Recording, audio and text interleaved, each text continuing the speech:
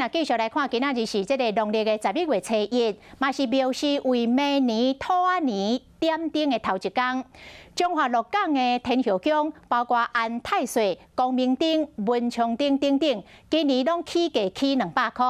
啊，上界热门的财运斗灯，维持原价1%，8800块。也毋过因为限量只有200趴，真侪民众拢是透雨透暝来排队。啊，排头一位的民众，讲半暝啊2点就来了。 半暝2点就来排队，现场阁落31号，民众穿高的袖仔举雨伞，天也未光，排队人数就已经坐满200人。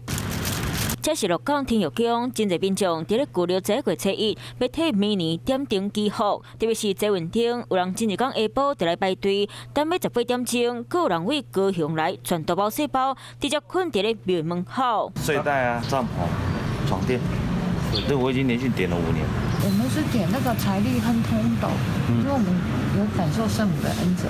鹿港天后宫安太岁光明灯今年拢留起200，不过上抢手的就是代表赚大钱的财运灯，今年无起价，维持1%，8%，不过限量200趴灯火，这个开庙门就随扣未完。很多信众点了之后非常有感应。那因为明年有犯太岁的那个生肖的部分的话，属兔、